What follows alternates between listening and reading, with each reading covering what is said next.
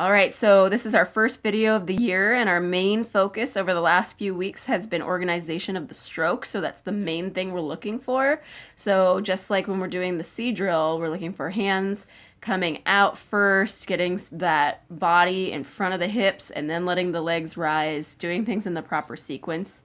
So right here, I am hoping EJ notices how quickly your hands are coming away from bow compared to those around you. And this is one of the things we've talked about a few times, how it just kind of like it comes in really sharp and almost a little bit down, and then it ricochets right back out really fast.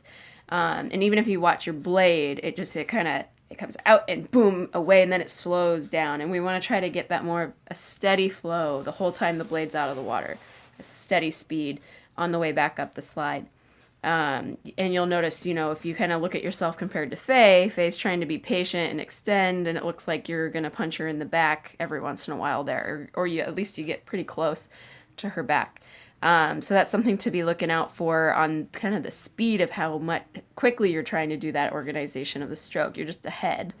If we look back at you, Audrey, you're kind of blending the things together. Your hands are starting to come out, but then your legs come up before you're even getting your body fully forward of the hips. So you're just kind of mushing a lot of your movements together, and we could separate that out a bit.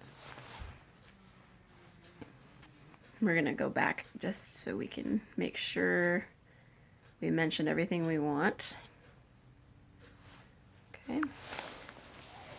Yeah, so Audrey, watch how those legs come up pretty early when you could stretch it out of bow a little bit sooner. Make sure you get those arms extended, body moves forward. Charlotte, when I'm watching here, could pull in a little bit higher just to set yourself up a little bit better. And your knees are coming up a little early too. Get that arm extended before you start to bring the seat up the slide. Sierra, I want you to see how your hands just drop toward your belly button there, or to your lap, really. So just watch those hands down, and then you're pulling pretty strong here, and then blip right into your lap.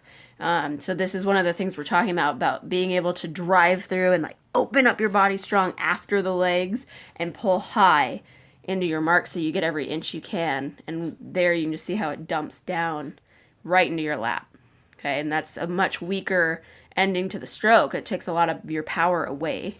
So that's one of the things we were mentioning to you. Louisa, you've gotten a lot better at compressing, getting a longer stroke. You're working on trying to have good organization, but I think you're getting a little discombobulated and trying to catch up to EJ. So it looks a little bit funky because you're trying to speed yourself up at different points because you feel like you're behind because her arms are already out. So I think that's why it might look a little bit funny, but you're doing a good job there. Oh, what's that thing? Little green line. There we go. All right, so then, yeah, so for Louisa, you're doing a nice job of organization of the stroke there. I like how high you're pulling in.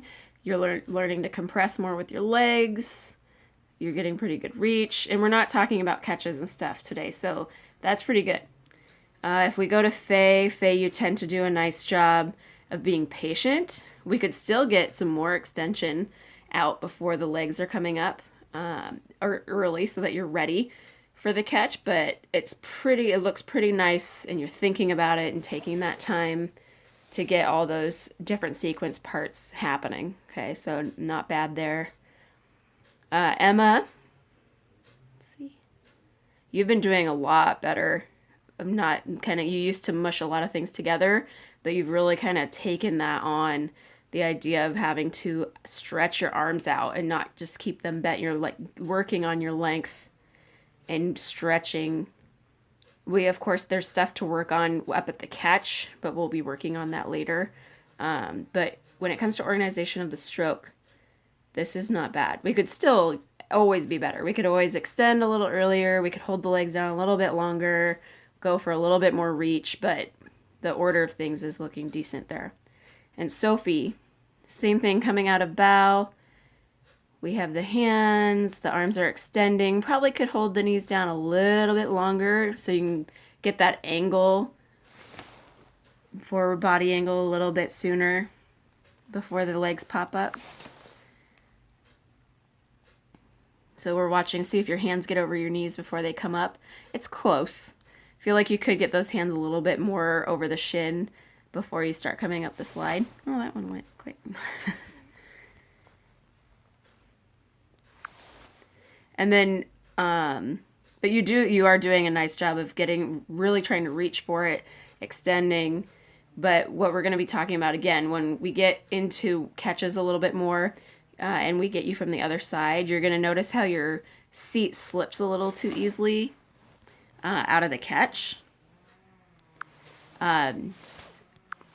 So we need to get your blade locked on a little bit earlier before you change direction, because you can see that your butt kind of goes backward before your blade starts to move. And we want to make sure when your butt starts moving, your blade starts moving, because that's the big power at the top of the slide. So we'll be focusing on that a little bit more. But as far as organization of the stroke, you pull in nice and high. You think about getting those hands away first. We could hold your knees down a little longer, but that is pretty good there, okay? Let's see here. Just kind of taking a look. And then, of course, you know, the boat as a whole, that's been our goal. We've been kind of doing this overarching theme of trying to get you guys to row together in an organized way before we start ramping it up into higher speeds. And we've got the idea of organization a lot better than before, but it looks like the timing's off, and part of that is EJ. Hands are quick there. So, you know, if you're in the middle of the boat, that kind of breaks apart that stern 3, bow 4, and makes the timing and organization look kind of funky. But it's actually not as bad as it looks here, because it's just those hands moving fast, and then you control yourself. So that'll be the end of my spiel there for that. So EJ, you always end up fixing it so that you get to the catch at the right time, and you're ready for it, and things are, you know, working okay, but it kind of messes with the timing. So I just want you to think about that a little bit more, especially when you're in the middle of the boat, because you're setting that up for everyone behind you. So watching that over and over and kind of trying to think about, okay, how am I going to control the hands to be right with Faye or whoever's in front of me? And that's just something we'll have to work on through the season, okay? All right, so we're going to move on to the lightweight boat. All right, so first thing here that I noticed, kind of looking at the blades, were really short still, which is something that we talked about this last Sunday and last Friday during those race pieces as well. And a lot of that stems from almost every single one of you. Those knees are coming up right as the handles are kind of over the kneecaps. So we're not quite getting enough reach to the front. Through the drive as a whole boat, though, the organization is pretty good. I'm seeing a lot of hips moving. Then the bodies are opening. Trinity definitely could get that swing. We've talked about that. You've got a lot more room to get that body through to be able to kind of match Lena in front of you and swing into Emma behind you. Going down the boat individually, so starting with Ava, I like that you take your time getting out and around that body, really trying to get that stretch. I know it's a little bit of a challenge because you probably feel behind compared to the bodies in front of you, but generally speaking, you tend to have the longest stroke out of everybody in the boat. Melise, you are so rigid. We've gotten better about not pausing at that back end, keeping the hands in motion. But if you look at how much extension you have compared to the bodies around you, right now you're almost completely upright as those knees come up. So really taking that time, holding the knees down, getting that body totally stretched out, it's going to be really helpful in getting that length that we're looking for. Backwards, backwards. All right. Ooh, a little bit of varsity. Okay. Emma. So again, kind of same concept here. We've talked about holding those knees down a little bit longer, especially with your length.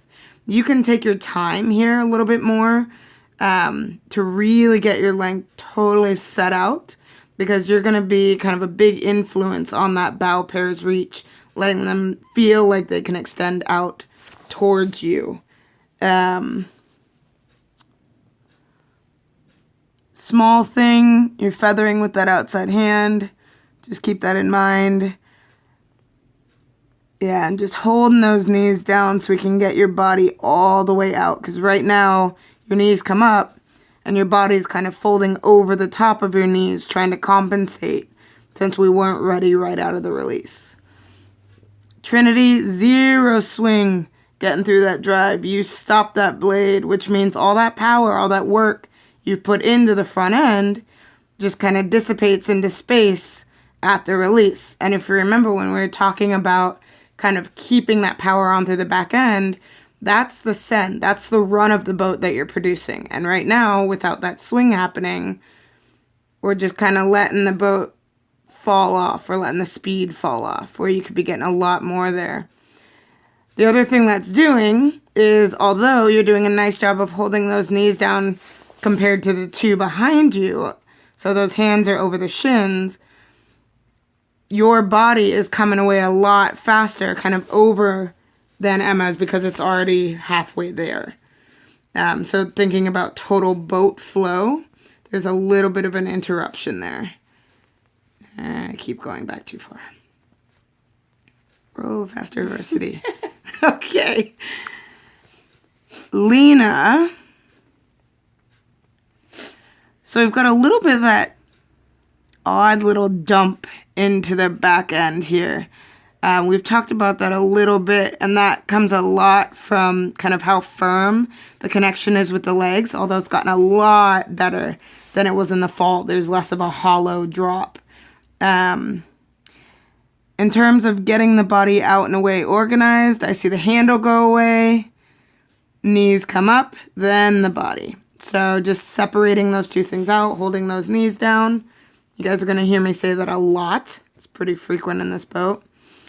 Lily, having gone up to Samish and watching those girls, I think you took a lot away from that. Your stroke has gotten significantly longer than what we saw during the fall. There's also a good amount of organization to it. I'm seeing you try to hold those knees down, get the handles over the shins. Still thinking about maybe a little bit of that support as you come into the catch. We're not really talking about the entries yet, but that'll help prepare you. So a little bit more support from the core. And that doesn't necessarily mean go stiff like Trinity, but it just means getting that a little more ready to accept the load. Holly, you probably are one of the more organized as well. It's kind of you, Lily, and Ava. So I can see you trying to slow that down a little bit. I feel like you're being pulled up to the front, trying to keep up with Paige. And